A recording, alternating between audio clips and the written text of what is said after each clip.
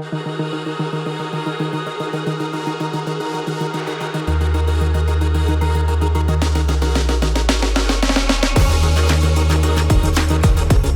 if we're trying to achieve more genuine unity, we need to be focusing on, unsurprisingly, the things that we have in common, right? Unity breeds unity and division breeds division, right? There's a binary thinking there.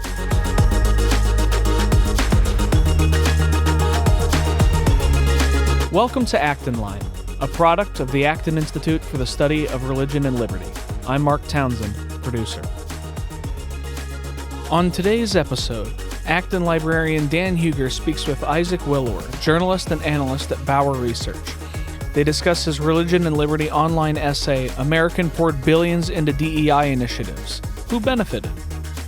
What ideology underlies diversity, equity, and inclusion initiatives?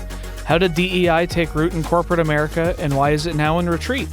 What roles do journalism, shareholder activism, and employee initiatives play in the ebb and flow of the fortunes of DEI? What alternatives to DEI exist to counter hostile work environments and build workplace cohesion for employees regardless of their race, ethnicity, sex, or faith? You can find additional resources in the show notes for this episode, as well as find previous episodes of Acton Line at acton.org/actonline. And if you like this program, you can help us reach even more listeners by sharing it with a friend and leaving us a 5-star review on Apple Podcasts. We welcome your comments as well. Acton Line is available on Apple Podcasts, Google Podcasts, Spotify, or wherever you listen. Welcome. My name is Dan Huger, librarian and research associate at the Acton Institute. Today I am joined by Isaac Willour, who oversees shareholder engagement at Bowyer Research, America's leading pro-fiduciary proxy consulting firm. He is an award-winning journalist and frequent commentator on ESG, DEI, and the culture war, with work in USA Today, National Review, The Daily Wire, Religion and Liberty Online, and many other publications. Isaac is a graduate of Grove City College. Mr. Willour is a 2003 alumnus of Acton's Emerging Leaders Program, so this is a bit of a reunion. I'm enjoying that, talking about all sorts of things before I read this intro. Today, we will be discussing for this program an essay of Isaac's that was published on April 10th on Religion and Liberty Online, titled America Poured Billions into DEI Initiatives, Who Benefited?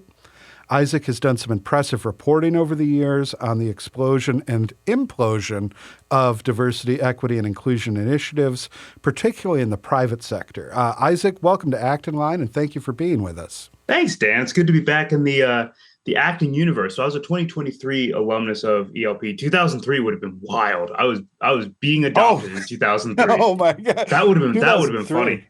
Yeah, but no, so it's great to be back. It's great to be back, and I'm looking forward to AU this year. And this is fun. It's been a while since I've written for Religion and Liberty Online, so it's good to be back in home turf, as it were. Yeah, back of the rotation.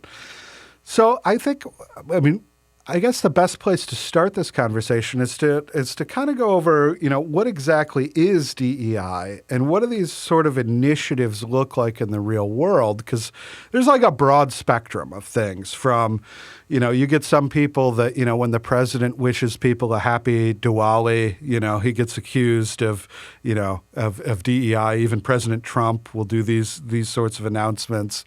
There's a sort of, and then there's these sort of struggle session HR things and everything in between. What is that? I mean, you've done a lot of reporting. You've looked at a lot of like what this looks like on the ground. What is that spectrum and what are some of the common threads?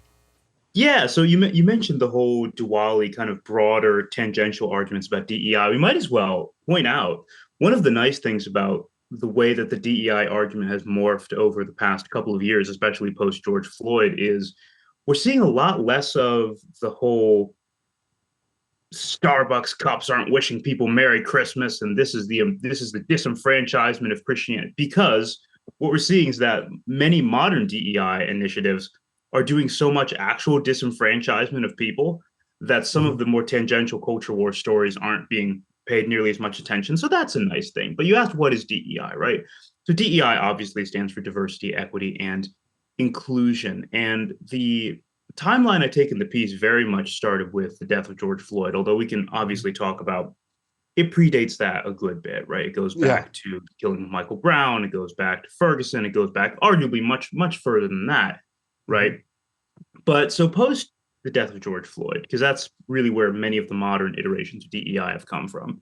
There was and this where it idea, explodes in the private sector. That's right. Yeah, exactly. Yeah. So corporate America started taking this stuff really, really seriously after May of 2020, right? So after May of 2020, there's this huge explosion, we'll call it that, because it then later implodes, right? It's like the Big Bang crunch in evolutionary theory, right? So there's this big idea that that corporate America really has a racism problem, right? And the idea is that we need to figure out a way to find all the racism that's endemic in corporate America workplaces, right? Whether it's unconscious bias, whatever it is, because there is this big systemic racism problem at large in the boardroom, and we've got to fix it. And the result of that was corporate America pledged, notably not spent, about $50 to $60 billion into these kinds of DEI initiatives, right? And we can say pledged, okay, but how much did they really spend? It's in the billions. It's well in the billions. There's McKinsey reporting that lists it in the billions, and don't worry, we'll get to McKinsey in some time. Yeah. So what these programs were designed to do, in their words, was to make the workplace more bias-free. But the pathway to that was teaching people within the workplace, basically from the boardroom on down, from the C-suite on down, to understand and unlearn their own biases. And what that meant is, you mentioned the whole idea of struggle sessions. That was part of it. There were ideas of implicit bias training. We have to get rid of whatever unconscious bias you happen to have. We can get into some of the problems with that.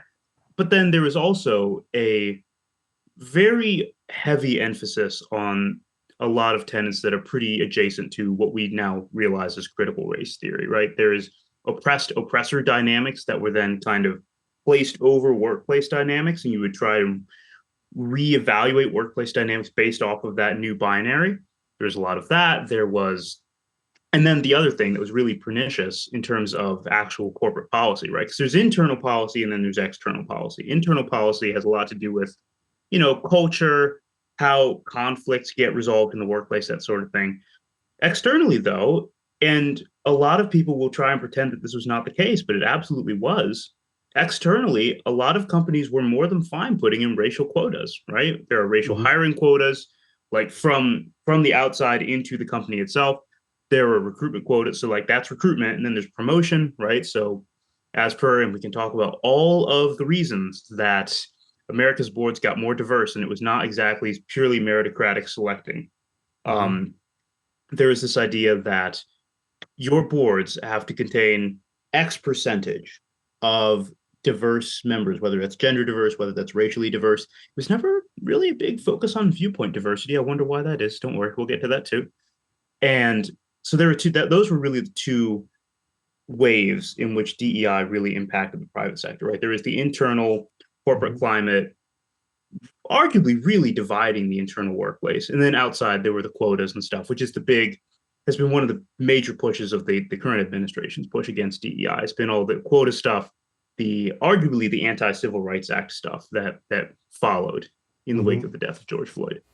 So one of the other interesting things about this time is the external, in terms of you had a lot of corporate announcements supporting all sorts of sort of activist organizations that became very, very prominent in the wake of the murder of George Floyd.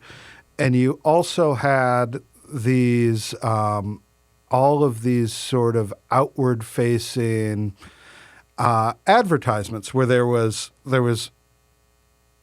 a not only an internal way of mediating conflict within organizations, not only a self-conscious effort to diversify the staff and leadership of these organizations, but also to project an image to the world of companies embracing this sort of diversity, equity, inclusion agenda for society at large. Have you how do you see that? Is that something that arose out of these internal dynamics that were changing, or is that something where it's just a question of in your piece you point that back a couple of years ago, there's actually widespread support for DEI among the populace. And was this just a case of savvy marketers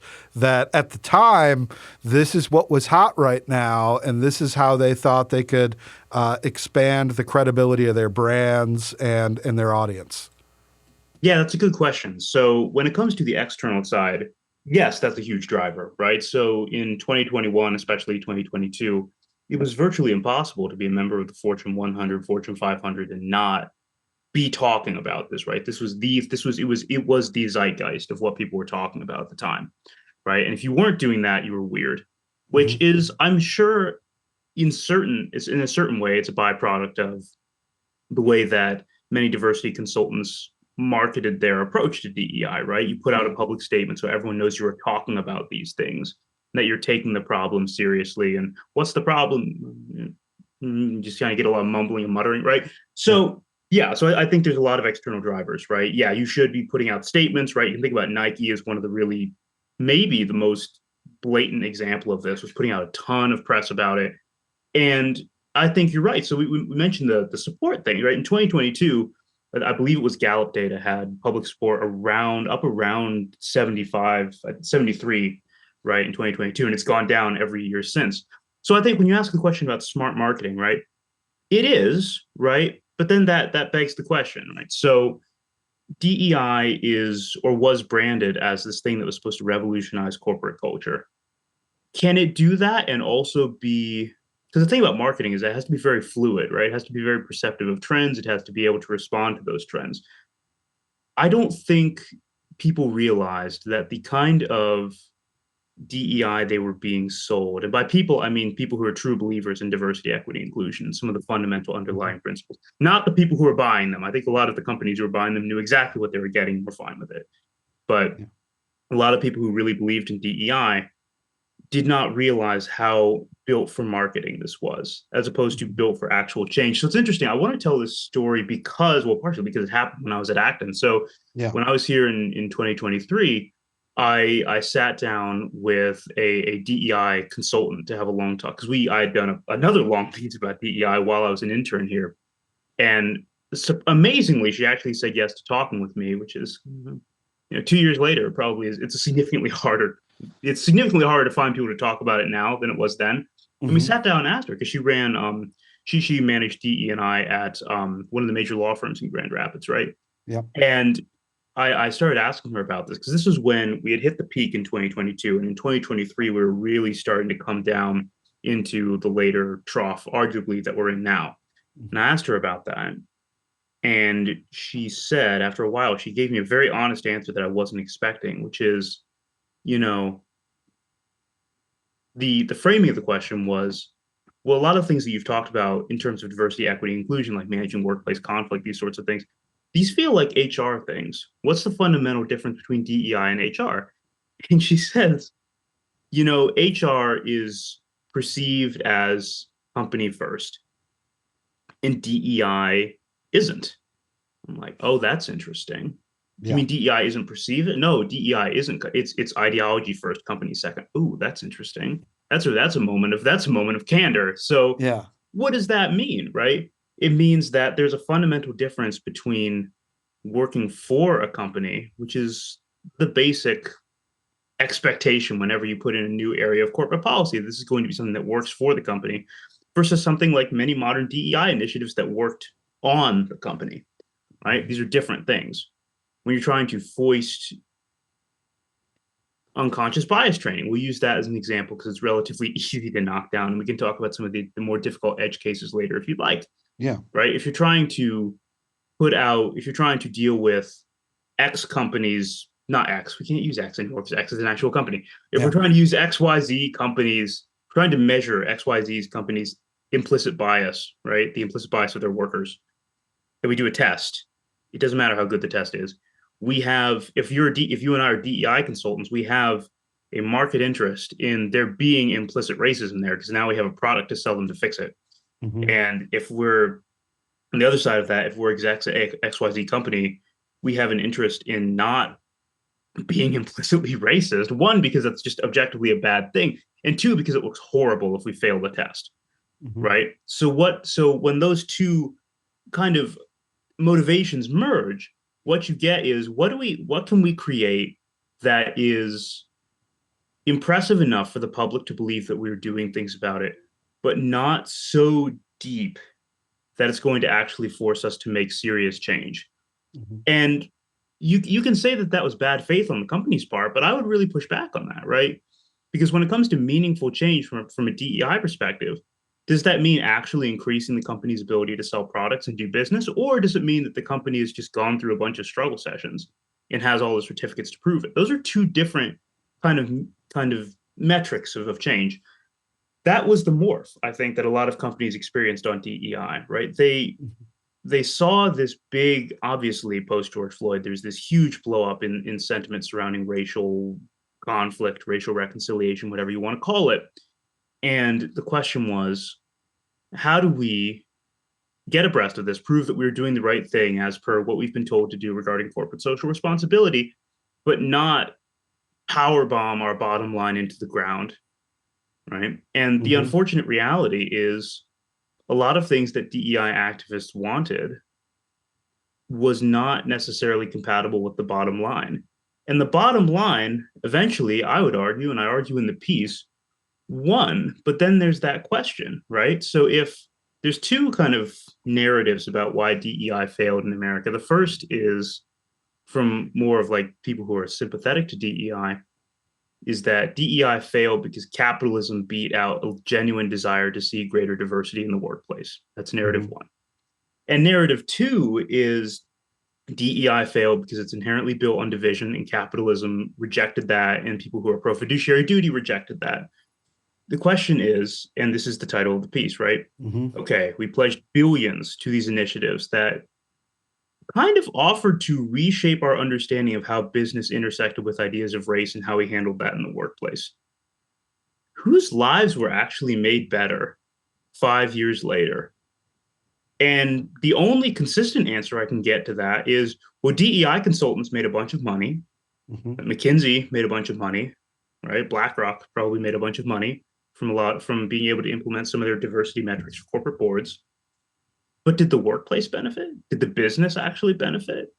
Did we actually, when you think about the pre-2020, so not 2019 world of where we were on race as a country and where we are now on race as a country, can we seriously argue that we're better as a country, or that businesses are better on the metrics of racial unity and racial reconciliation than they were before? And I would argue the answer in many cases is no. And now we have to figure out why we spent $60 billion to make it worse.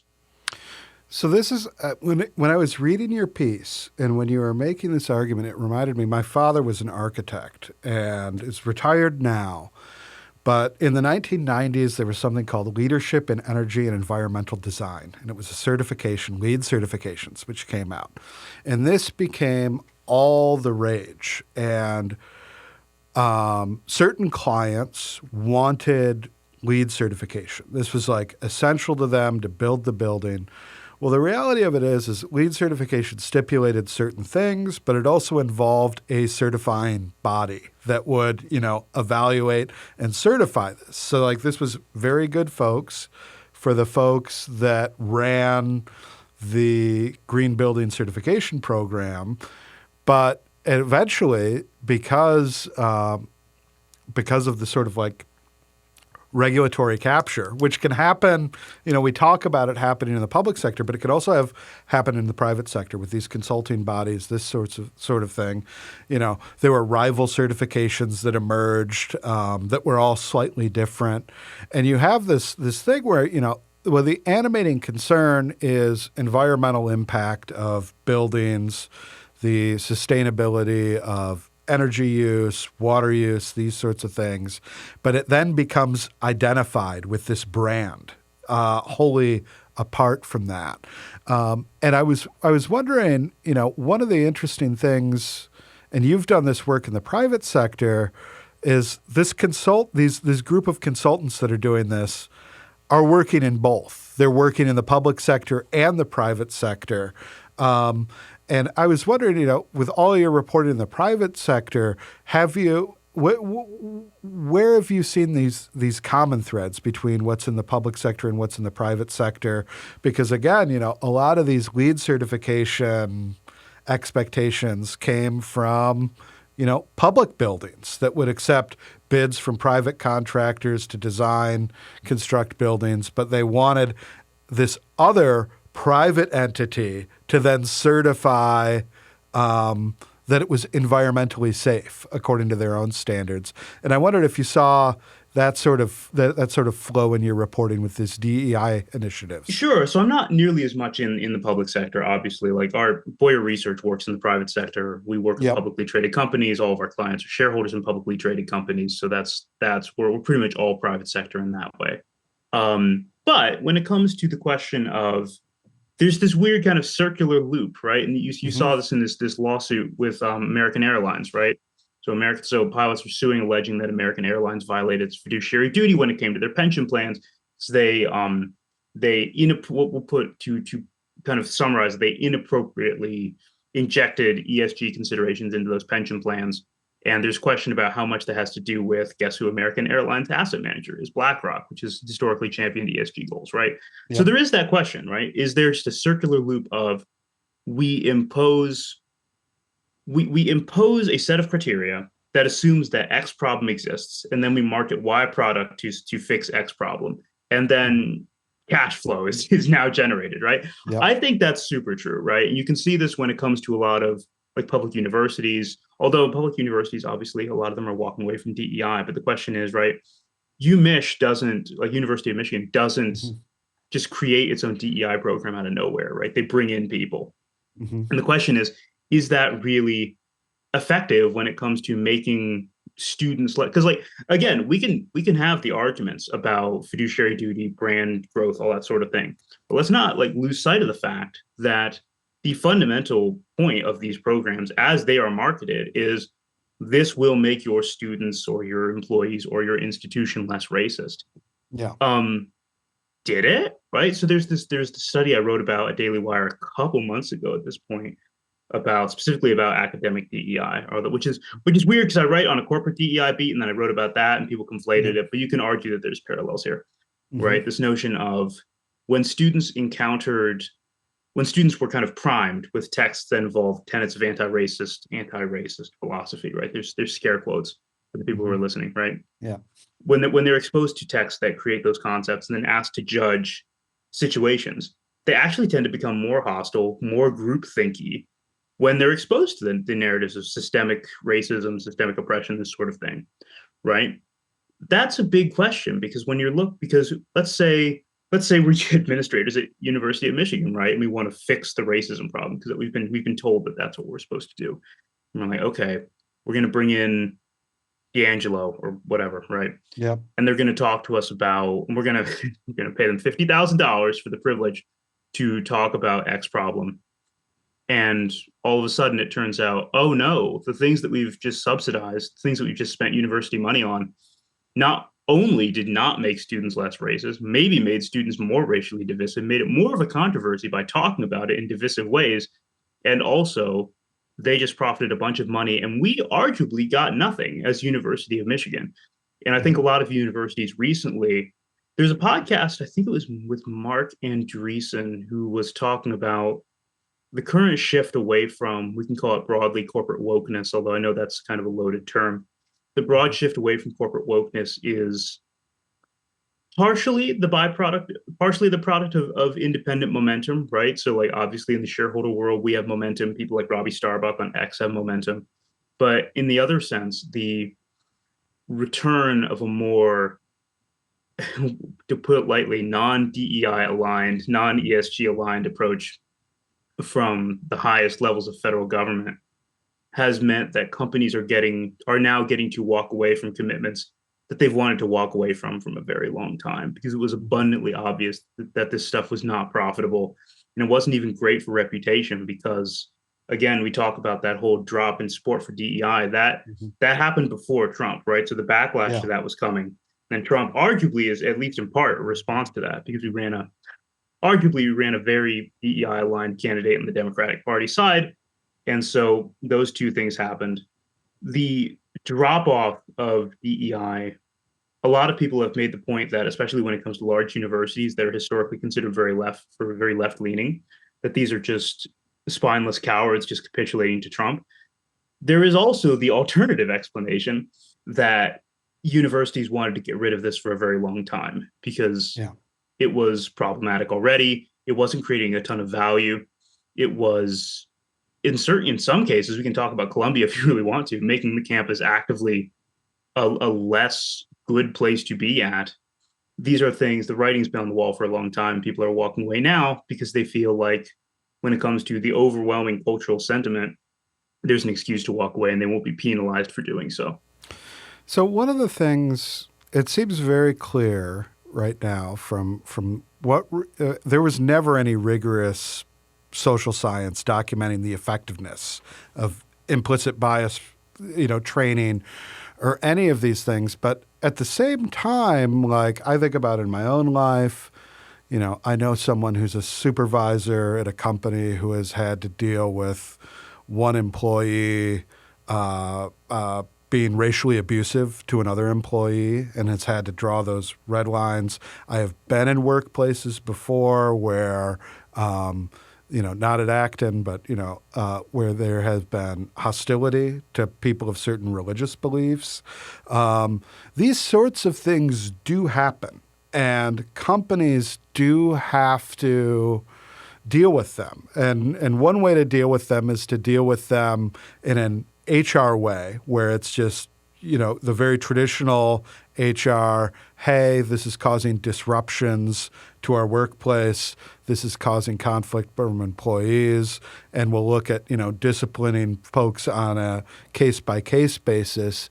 Is there any merit to thinking about this in a broader way, if not in the sort of systemic racism way? And has there been any programming that you've seen in your reporting that is sort of trying to figure out how to do that and address those sort of things? Because employers would very much like if there was some sort of magic training that they could put their employees through to make sure sexual harassment, to make sure racism, to make sure religious bigotry wasn't something that had affected their employees. I understand the temptation to want that pill to do that. And is there anything that you see that is maybe more constructive emerging in the private sector? Yeah. Okay. So we'll address that, this kind of the substance of the ideological question. Then I'll talk about one really good market alternative that I've heard of. Right. So when it comes to the question of, yes, you absolutely need to have a system in place when it comes to handling workplace racism, because it does exist, right? And I'm sure there are some people, especially with the terminally onlineness of people, who think that racial tension in the workplace either doesn't exist or is completely overblown and we should have no systems in place to solve it. Those people are idiots. That's not our problem, right? When it comes to the actual confrontation of racism in the workplace, yeah, there are a ton of it requires discernment from business owners. And this is not like a high level bar. This is not like a high bar of discernment. It takes the discernment of realizing there is a way to absolutely have zero tolerance for genuine racism in the workplace without reading a single Ibram Kendi book to get there, right? We can have that discussion. And the reality is, when people ask for proof, it's like, well, we had that discussion for years, arguably before the death of George Floyd. We had that discussion. That was the argument, right? There is widespread support for racial equality. Only very, very few people genuinely oppose racial equality.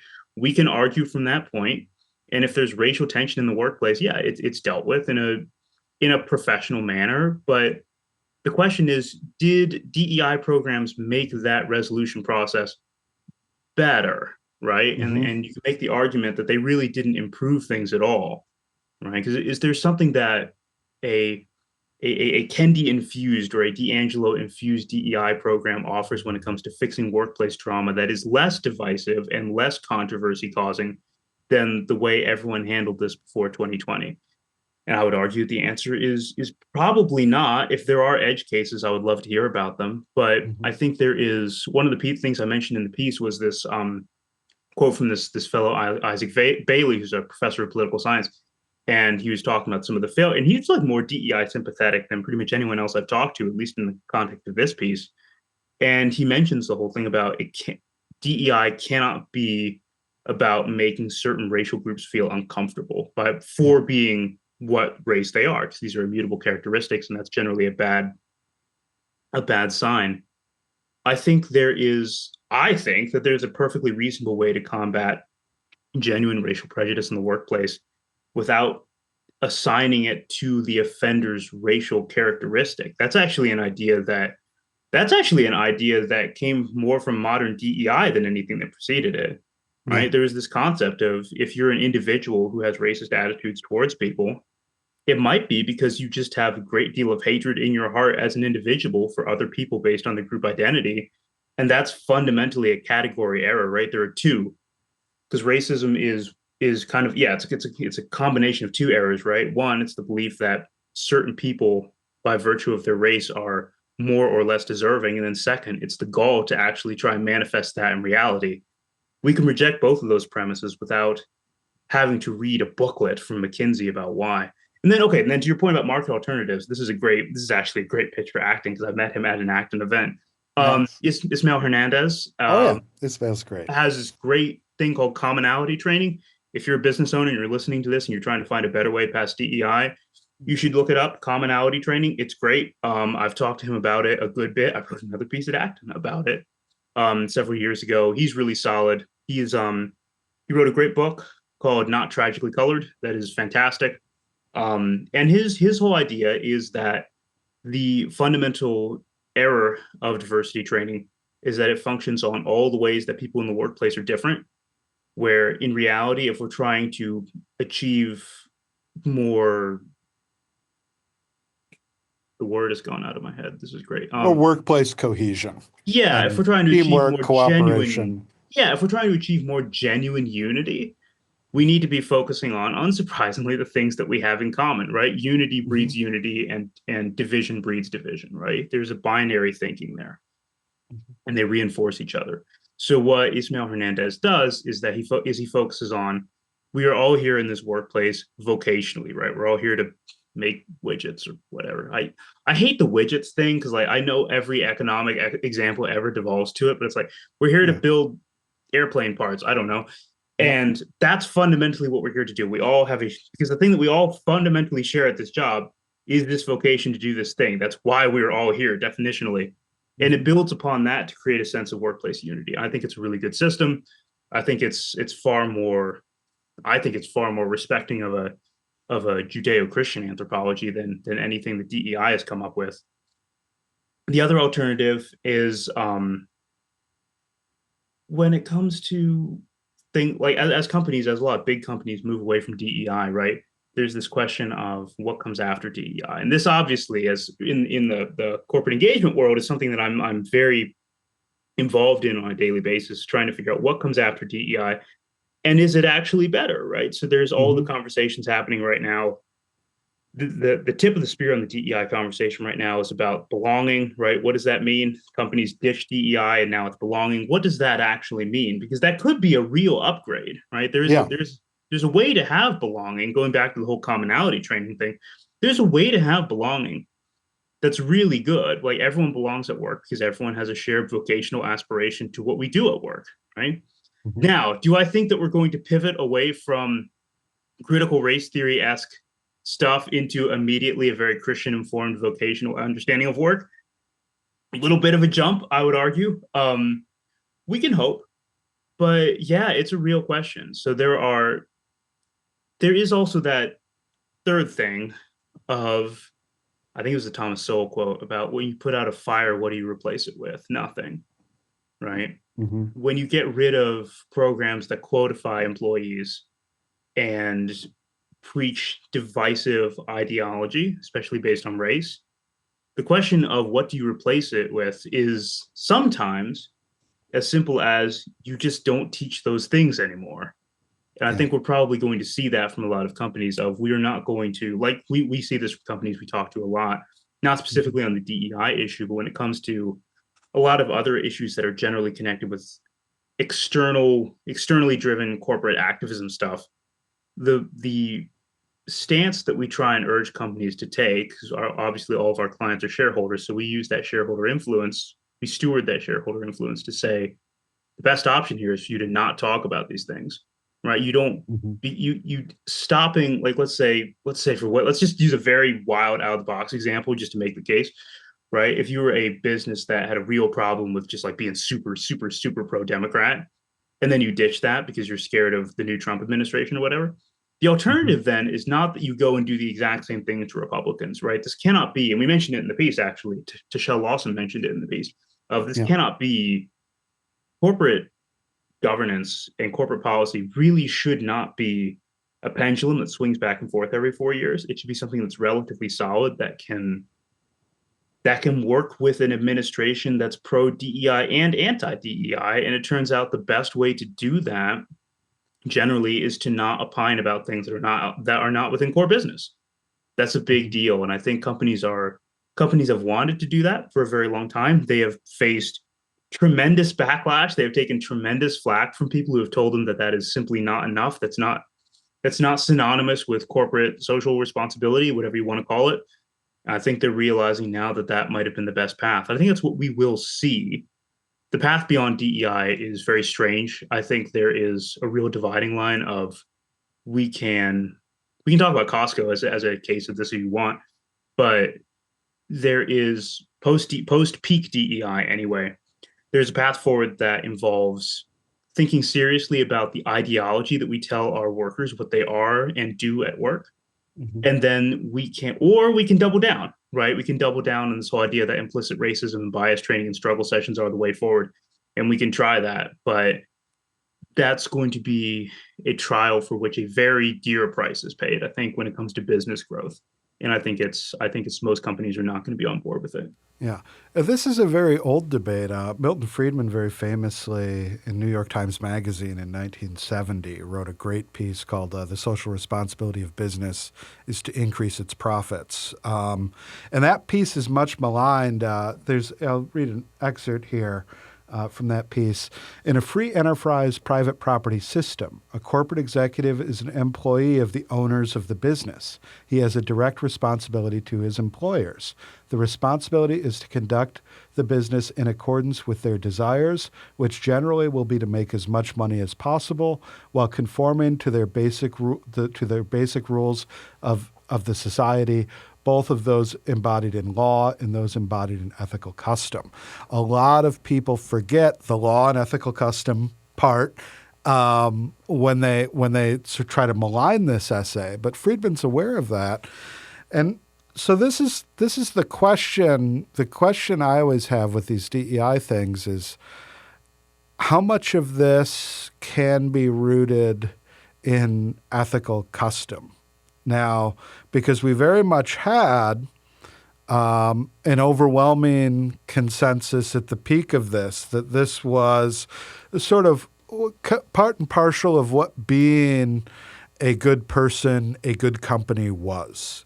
And this is now dramatically collapsed, but it's also very politically polarized in the way that it's collapsed. That has to be something that's tough to negotiate when these things get entwined with partisan politics. And I'm wondering, and this is something that is something that I see as potentially exploitable as a way to get DEI's foot back under the door at some point in the future when the electoral map in the United States looks a little different, that sort of thing. And you do have, as you've pointed out, you have this sort of consultancy class that has an interest to find another arbitrage opportunity. What do you see among that sort of consultancy class as business is cooling to this? How do you see them trying to adapt to this new climate? And is there anything that we need to remain vigilant about as they do? Oh man, be vigilant about everything. But so okay, so the vibe I get from the consulting class right now is one, there's a ton of press being done about how can your business best navigate the DEI transition, right? And we're going to Yeah. sell you we'll sell you a DEI transition plan that I would guess, I don't have hard evidence, I would guess includes a good bit of here's how to re-implement DEI and just not have a web page about it, right? That is part of it. And then the second thing, you mentioned the whole broad ethical concern question. This was this kind of segues perfectly into what we were going to talk about with Costco, right? So Costco, notably, Yeah. one of these brands is really doubling down on DEI, right? They're fine with it. They put out a whole statement about it, and then like 2 days after they put out said statement, Al Sharpton shows up at Costco to film a video because if you want a non-political brand, the first person you want showing up is Al Sharpton.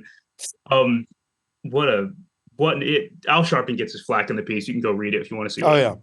But anyways, all of that to say, yeah, Costco is appealing to, and I wrote this at the Daily Wire at the time, Costco is appealing to a corporate zeitgeist that no longer exists, right? There's this idea of, well, what we mean by diversity is, and we saw this a ton in 2021, 2022. I remember seeing this in the Christian higher ed space. So I was a Christian conservative minority college student in the higher ed space. And I've heard some wild things about this during this time of, yeah, diversity is just another, DEI is just another term for just broadly being a nice person and not being a flaming racist. Yeah. That really worked in 2021, 22. It really sold. It does not sell now. So I think there is that. I don't even think we're really going to go back to that. I think in probably 20 years, there's a very good chance that we're going to see people are going to try and gloss over the fact that diversity, equity, and inclusion was the name of the game for 3 years.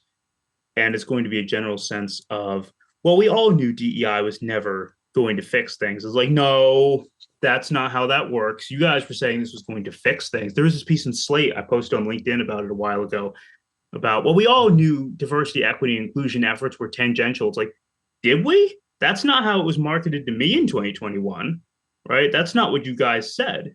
You don't get to sell a product as revolutionary and then be like, hey, it was a nice add-on. Like, what? No, that's not how this goes at all. I think that the consulting class will probably try and distance themselves from a lot of the worst of DEI, especially when it comes to the quota stuff, because it's going to become increasingly apparent, if it's not apparent already, that this stuff runs afoul of civil rights law and it's just really a non-starter. I think we're going to very quickly distance ourselves from that. There is a case to be made that we should try and hold people's feet to the fire when it comes to supporting these things. I think the more effective route probably is just to really be vigilant, back to your point about there are tons of ways that corporate activism gets enshrined in business. One of the main ones is it just goes offline. It goes inside closed doors. It goes inside workplace Slack channels. This is why I will give a shout out to Robbie Starbuck here. I'm sure he has a network. He's referenced his network of whistleblowers. That's really important, right? If you are in a company that is having to navigate the DEI transition, they're probably just backdooring a lot of this stuff. There's no reason to believe, really in any form, that DEI is dead. It's not. It just goes inside a door and it disappeared, just like it did before it took over the academic institutions, right? It goes inside closed doors, it radicalizes inside that little petri dish, and then it comes out in a different form. I think the belonging stuff, we need to be very sharp-eyed about that, because belonging is another one of those nice sounding words that can mean anything. We need to be very careful about that. If you want to like understand this tip of the spear discussion on this stuff, this whole discussion about bridge, right? It's an acronym. I do not remember for what it stands right now, but that's kind of the hip new version of DEI that people are talking about. Because one, it's like part of the DEI transition, and two, it's kind of being marketed as a new brand of DEI. So there's that to be looking at. When it comes to DEI being synonymous with vague notions of being a good person. Yeah, that's I don't know how much of that we're going to see, because as the evidence continues to pile up about, one, the insanity that was done in corporate boardrooms in the name of DEI, and two, the ways in which it really didn't do anything. I don't think I don't know. My guess is that we're not really going to try and salvage the term DEI. I don't know if there's going to be a wholesale effort to salvage that term. Um, the tenants, obviously, the tenants come around in different forms, but the term I think might be cooked. Yeah. So one of the things that you've done a lot of work on is a lot of this rollback has been based on precisely the sort of strategy that the roll-in was, is shareholder activism, is shareholders can become active in resisting this sort of thing and getting informed in making their views known to the C-suite that is implementing a lot of this stuff. What are some other ways? I mean, there's sort of the sort of journalism that you're doing is bringing broad public awareness as well. That's another sort of standpoint about this. How about if you are, in a corporate environment in which some of this stuff is going on? How do you provide pushback that, on the one hand, makes a sort of principled stand, but doesn't come off as just obstructionist and not being a team player and seeking to sort of undermine the goals of your organization? Yeah, so I mean, if you're in an organization that's really in the throes of kind of the DEI transition, right? One thing you have to understand is that if you're not generally on board with DEI, we're kind of on the winning team at this moment. So the cost of being bold is relatively low. But the other question is, notice very carefully what, and we have people at lots of companies who inform us about this. I won't say which ones they are, but we have informants at a lot of companies who tell us about the major shakeup that is happening in the boardroom on down at companies who've announced DEI walkbacks. The approach seems to be, at least from what we've heard, some version of, if you're high enough in the organization and you're pro DEI, you just hope to hang on, and if you're well connected enough in the company, you'll probably just stay. It's switching into a little bit of a retreat mode, at least at this moment of uncertainty, right? Because there is this, we talked before about this, and I should have mentioned this before, but right now, when companies are getting rid of DEI, there isn't entirely a clear plan of what comes next, right? And so everyone's kind of still in the mode of reacting to that. What comes after DEI? Well, I'm not sure, but I was generally pro DEI before, and so I'm going to just hunker down and kind of stay quiet, and we'll see what happens.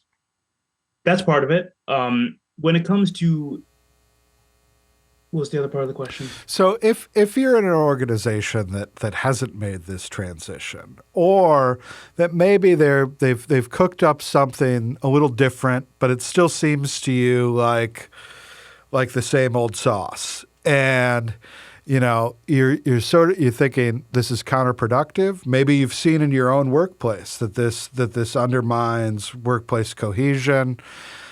How do you, have you seen anyone sort of effectively resist this at an employee level without causing more division, blowing things up, getting fired? Like, how can you constructively, at this moment where a lot of companies are rethinking this, how do you see, at an employee level, how could somebody be a productive part of a sort of post-DEI future in their own workplace? Okay, yeah. So, oh man, there's a great example that I absolutely cannot share on the air, unfortunately. But Okay. I'll tell you once we're done. But yeah, maybe. So if you're part possible. of this, yeah, it is possible, right? So this is, again, as weird as it sounds, because we're kind of in victory lap taking mode against DEI right now, especially a lot of the big actors, and most of the victory laps are completely premature and uncalled for. But all of that to say, the long game still applies, right? So if you're in a company that has yet to announce rollbacks or is kind of in that transition phase, Yeah, one, we're more than happy to talk, right? There's a huge, you're not alone, right? It's very easy to, and we talk to a ton of people who work at very leftward drifty type corporations who feel very alone. You're not alone, right? One, the the conservative right of center pro fiduciary shareholder world is coming online in a major way that it has not ever before. And we want to talk. We're happy to talk. We talk with employees all the time.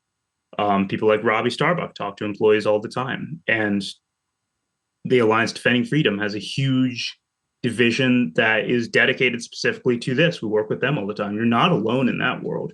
And the second thing is there is, if you are, I mean, obviously if you're actively being discriminated against, that's a different issue. But if you're worried generally about workplace corporate culture, I would let the dust settle a little bit, because things were just blown up in a major way by the administration, especially if you're in a company that really went like full hog on DEI. There's a big pivot point happening here. I think it really depends on the company you're at, right? If you're at a company that's large and you're afraid of being targeted, don't say things. Don't risk your job over this kind of thing. Because the worst thing to do right now is to risk your job talking about DEI, and then you lose your job, and then the company rolls back DEI anyway.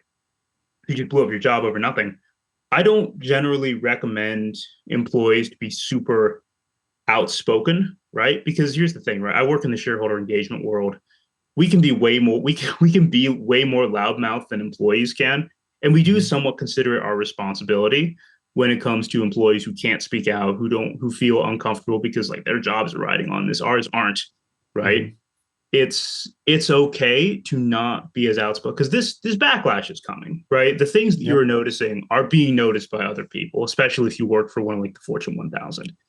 The microscope of scrutiny is coming out when it comes to basically every company under the sun that's ever pledged fealty to DEI, ever pledged fealty to ESG. There's a big reckoning coming. Legally, it's already coming down the pike, right? Reputationally, it's already been happening for months. And I think we are not, like, people talk about this shift away from DEI as if it's already like mostly done. It's not, right? This is right. Trump's been in office for 17 seconds, right? There's a lot more that's going to happen here. And I would not encourage super bold action if the risk is to your own job. I don't recommend that, especially not right now. This is not the moment to go ahead, fire me, see what happens. Because like you might not have to be fired to get your company to roll back DEI. Like we're talking about moments when your company is most likely to roll back DEI. This is one of those moments. So I would not. This is sometimes it might be a worthy hill to die on. Today is not the day. Would be my general guidelines there. Mm-hmm. Mm-hmm. There is, there is something to thinking about your role as an employee as one that is, your job and vocationally centered. And as much as, the best witness you can do in your workplace is to do your job faithfully and to do it conscientiously, and to look out for the interests of your coworkers and your employers. And it is not grandstanding, which is one of the lessons we're learning from this DEI implosion, is that the grandstanding is not sustainable if it comes at expense of the work. And I think that's a great lesson to take away from this, and it's a great thing for people. Yeah. I will say very quickly to that point, right? You obviously don't grandstand, but at the same time, I do want to make very quickly the case for boldness, right? Because we do need to say it, especially when it comes to things like we are realizing now that the way many major American companies behaved when it came to employees of faith was really quite not okay. Was really quite, if not outright discriminatory, was rife with animus, as they say, right? Yeah. If you're a religious employee, you have rights as an employee, right? You have an absolute right to equal treatment and fairness. And if you feel like your corporate policies are not respecting that, I'm not saying to just lie down and roll over on those sorts of things, right? It's important to say that, right? So this is a good distinction to make, is when we were talking about, you mentioned this earlier, if you're actively being discriminated against, that's something else entirely. And that's something that, there are legal resources for that. Yep. And you should always stand up for those sort of constitutionally protected rights, and those rights that are also enshrined in the Civil Rights Act. Like this is religion is there, and as well as race and gender and these other things. And yeah, it is never the time to roll over in terms of those things. It's important to say that. It's just like at the outset. Because the other thing is there is this belief that companies have to choose between things like DEI and ESG and being good companies, right? Being responsible stewards of their influence as major corporations. That's not true, right? That was a lie that the DEI activist class foisted on people because they would make money by lying to you about it, right? We had this discussion, not specifically about this, but with Meta about the way it deals with child exploitation online, right? So Meta notably just acts this whole fact-checking thing. They're going to the community notes system, very similar to X, right? And the question is, and obviously the main bit of flack they've been getting is, well, this just means that Meta has become lawless. It's become the Wild West. And we had a meeting with their investors relations team, right? And because obviously we represent a shareholder for a shareholder proposal. And we made this point of this is the moment to prove that Meta does not have to choose between free speech and being a safe platform. You can respect free expression while also taking a super hardline stance on things like child exploitation, fraudulent use of AI. These things are not incompatible. I'll just say this, why not? The anarcho-capitalist kind of landscape of free speech where you can just say literally whatever you want and no one does anything to you, that is not. There are people who will make a ton of money pretending that corporations have chosen that vision of free speech because they roll back certain biased corporate policies. It's all not true. It's not true at all. There is a way forward that is both non-DEI and perfectly responsible, because it turns out leaning into your responsibility to create business success, to create the best products imaginable, to create tremendous return for shareholders. These are the big rocks of actually being a responsible business, of being a successful business, because this is what makes people flourish, right? We just had this discussion with a healthcare brand, right? A bunch of activists were complaining about healthcare access, right? And they were talking about how Johnson & Johnson, it's on the proxy, you can see it, needs to do more about ensuring access to healthcare. And our point is, and of course, because they're activists, right? And they're pro ESG non-fiduciary activists, their whole thing is, well, see this UN charter, right? You got to read that. I'm like, well, we never signed that UN charter, but carry on. Point being, the best thing that Johnson & Johnson can do when it comes to healthcare access is what the company already does. They grow their products, they grow their market share, right? That's what creates access to healthcare better than putting out a web page about the UN charter. This is David Bahnsen's whole point too. By the way, if you're looking for more reading, read Full Time. It's a great book. Yeah. Make great products, right? Boeing should be making awesome planes. Johnson & Johnson should be making great healthcare products, right? Costco should be making great deals. Hot dogs. I don't know. Yeah, like this is a big deal, right? There's a chance right now to fundamentally reshape the dialogue about corporate America, where fiduciary duty becomes the idea that is considered the closest to corporate social responsibility. Because again, within those ethical lines, you referenced that Friedman quote before, which is great, right? Build profits because profits equal human flourishing. There is a direct correlation there in a way that there is not with how many DEI struggle sessions you attended. Yeah. Isaac, thank you for this piece, which we'll link in the show notes, for all of your wonderful reporting. We'll link some of those other pieces on Costco and those other pieces we mentioned. Isaac, you've done tremendous work in sort of bringing this to people's attention and to bringing it to shareholders' attention and those folks that can really make a difference to returning these companies to a fiscally responsible, profit-centered way of doing business.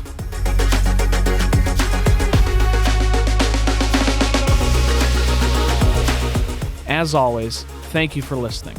Our team loves putting this podcast together for you. It's encouraging to hear from our listeners. Feedback is incredibly important because it lets us know what topics you are interested in most. If you have comments, feedback, or ideas for a show topic or interesting guest, you can email our team at producer@acton.org. Until next week, for Acton Line, I'm Mark Townsend.